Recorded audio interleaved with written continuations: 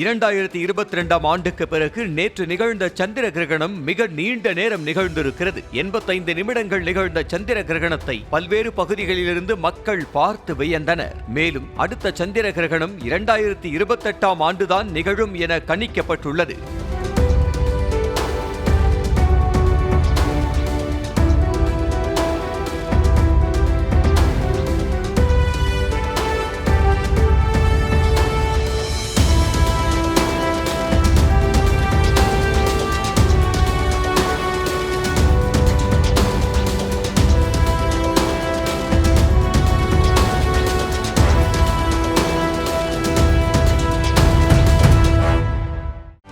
செய்திகளை உடனுக்குடனும் துல்லியமாகவும் தெரிந்து கொள்ள சப்ஸ்கிரைப் பண்ணுங்க.